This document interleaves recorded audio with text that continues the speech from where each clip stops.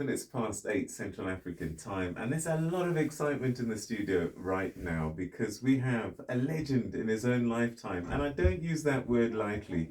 We often say it and we use it and we describe people as legends, but 90% of the time they don't deserve it as much as the guy that we have in studio right now. He's an internationally renowned playwright, screenwriter, and librettist.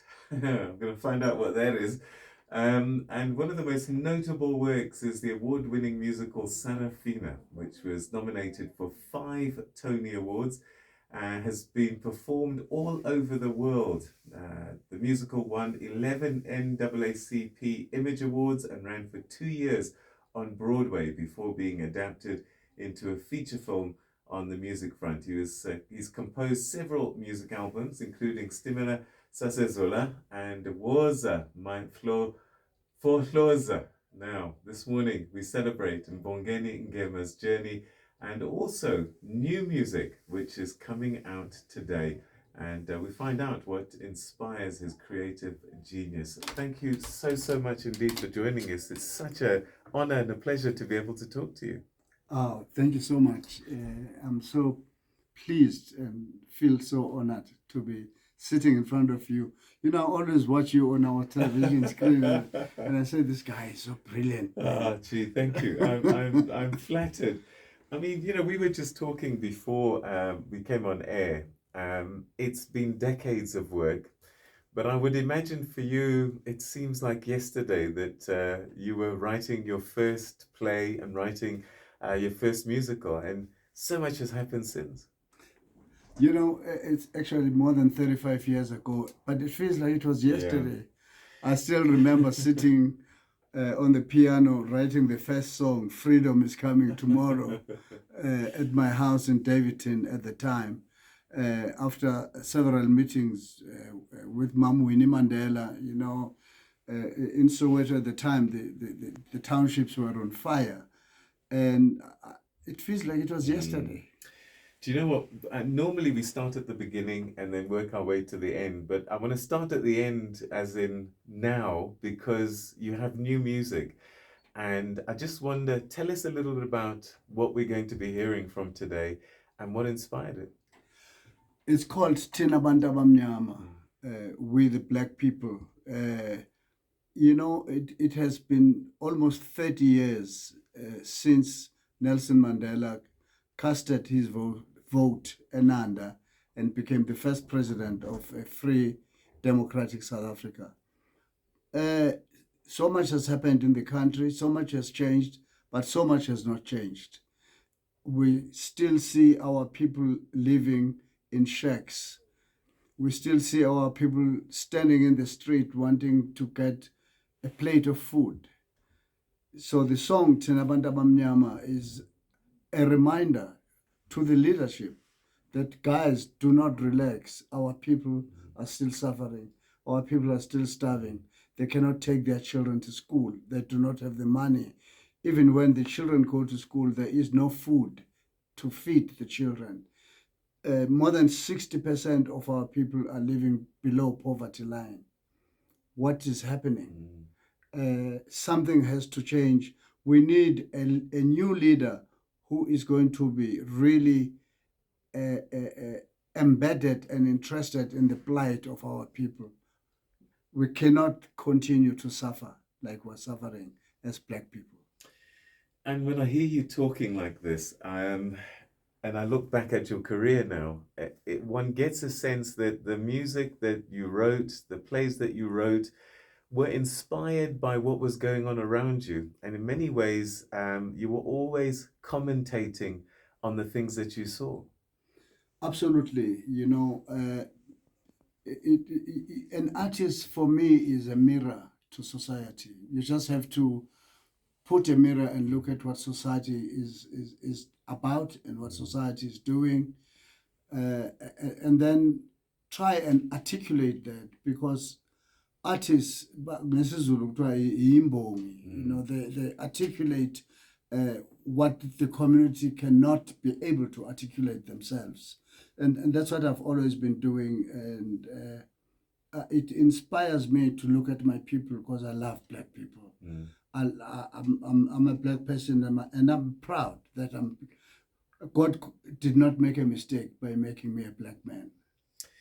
All right, let's talk about where it all started. I know that one of the things that are important to us in our culture is the culture of storytelling. And I just wonder, is that where the seeds began for you? Was it a grandmother, a great grandmother? Where did this idea of telling stories begin in your life? Precisely, it was my great grandmother, Ogam Kulujana. She was blind. I never saw her eyes having a black and a white. She had white eyes. She was way over 100 years old, and she used to call me every day, sit me in front of her around the fire, and she would tell me stories about the great Zulu kingdom, the kingdom of old, when Shaka was there, when Dingane was there, when Cetshwayo, her husband was in the army of King Cetshwayo that defeated the British in 1879, the Battle of Isandlwana. And she used to tell me these stories every day as a young boy. And I think in a way, without me knowing it, she was saying to me, my boy, I'm telling you these stories so that you can tell the world when you grow up. So, how do we go from that to award-winning playwright, musician?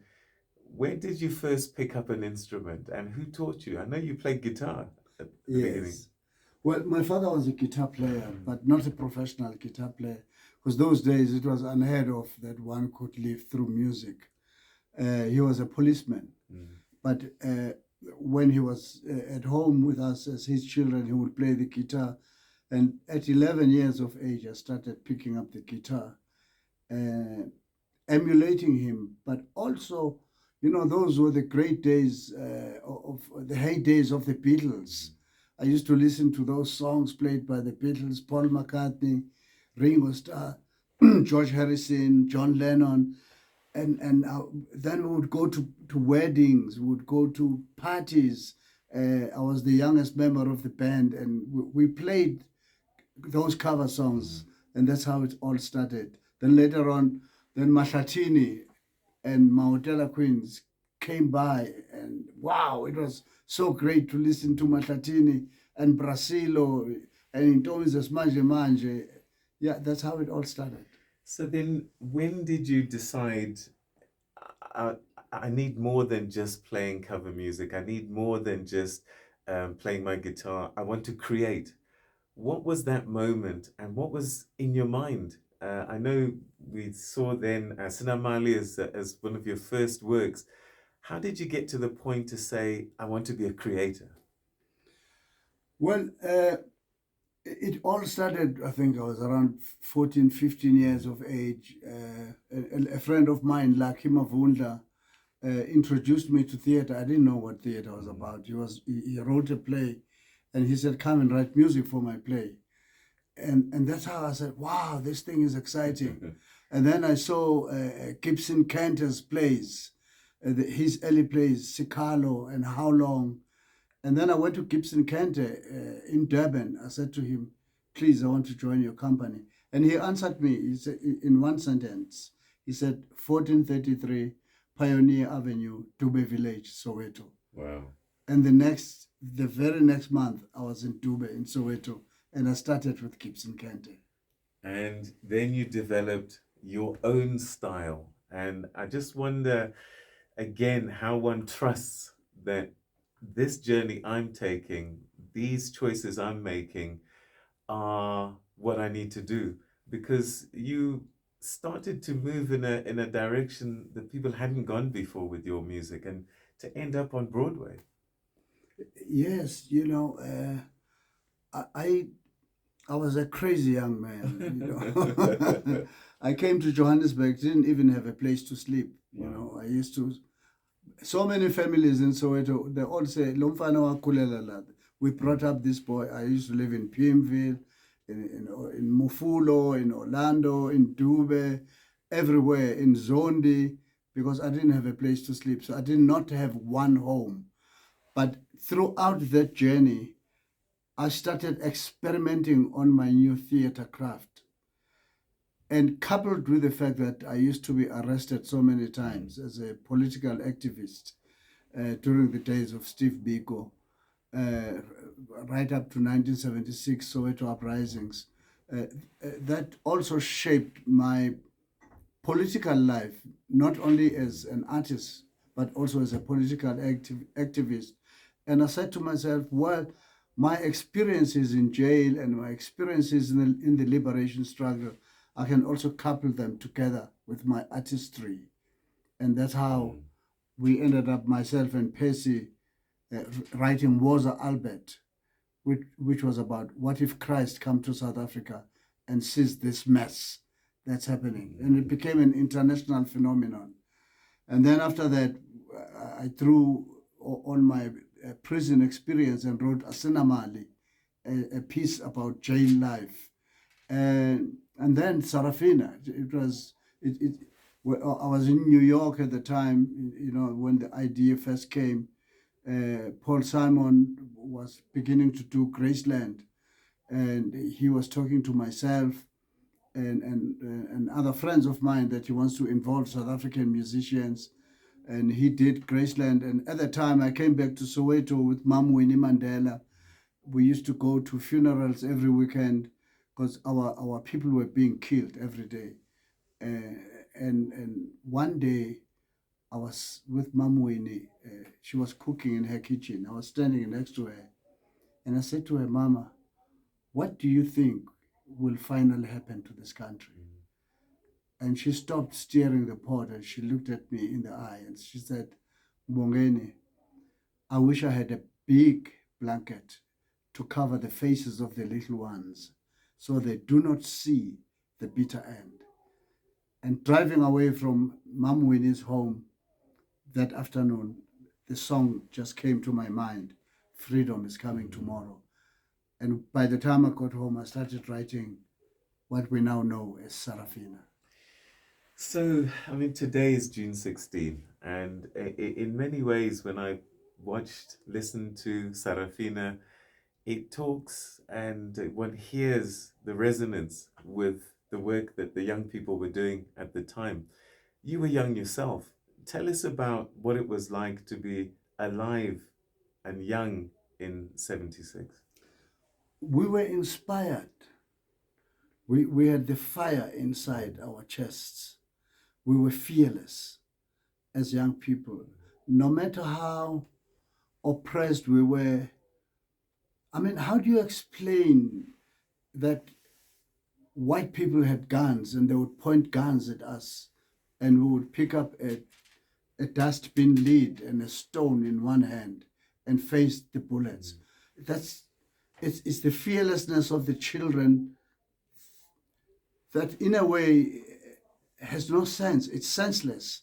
But that's how brave we were. We didn't care about guns and their dogs and everything. We just wanted to be free. It's a kind of braveness that I cannot explain. That's why I say it's almost senseless. Why do you think Serafina ended up being a global icon? Well, it is because of the story of 1976, the fearlessness that I'm talking about, but also, it was a balance between the harsh life of the young people in South Africa, balanced with the music, with the sound of dancing, because music always puts a smile, it uplifts the spirit of the people. I remember one time Dizzy Gillespie was saying to Hugh Masekela, he was a good friend of Hugh, and he said, hey Hugh, you guys, man, with your liberation struggle, you dance and sing. It's another way of showing out your feelings instead of crying that you're oppressed, but you just sing and dance. How has theatre changed over time? It's definitely not like it used to be. I don't know whether that's good or bad, but from your perspective, as someone who's watched it change, evolve over time, How do you feel about theatre today, and what could be done in terms of bringing the idea of people going to the theatre again? I think we have lost the sense of community Mm. in the townships, in the rural areas. That's what glued people together. When you grow up, you are a child of the community.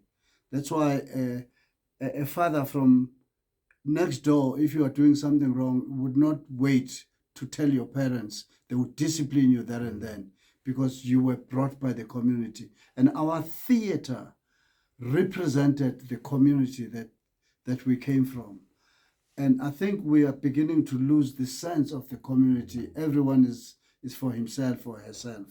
We're now living as individuals, which is resulting in the dwindling of the audiences coming to the theater. Unless you have a Sarafina or you have a Mbongeni Ngema play, then people trust that, okay, that's a great piece. I'm going to go and watch it. But otherwise, a lot of theater work that is happening around does not have audiences anymore. And it is a shame. We need to bring back the sense of community in our people. Over the years, you've found and discovered and nurtured new talents who've gone on to become superstars themselves. How were you able to identify these young people and say, I want that one's going to be, and then they just blow up?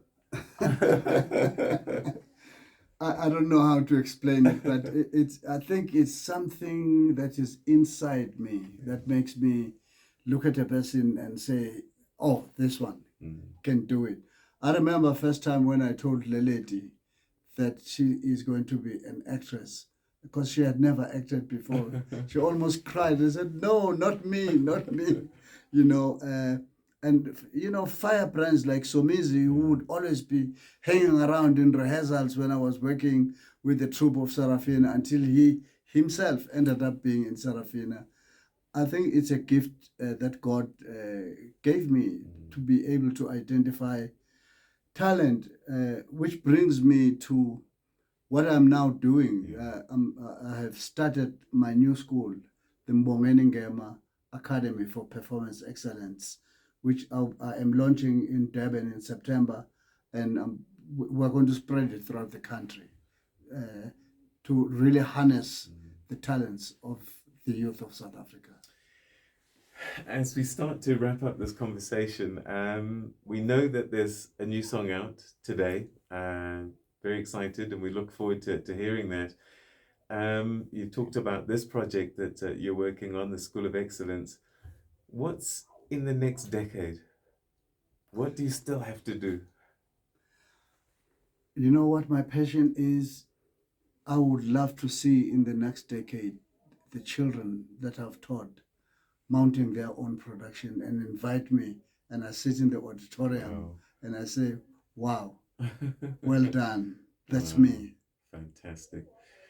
This is an unfair question, but when you look back at it all now, what sticks out for you, do you think, that you say, wow, I can't believe I did that?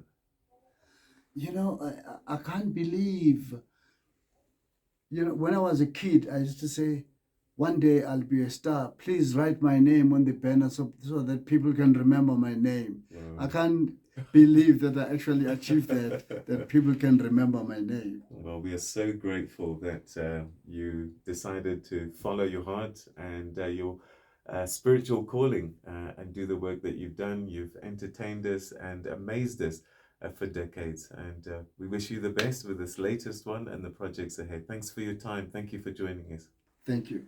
All right, that's the great, legendary Mbongeni Ngema joining us to talk about his story and his new music. Let's catch you up with the headlines right now on LNCC.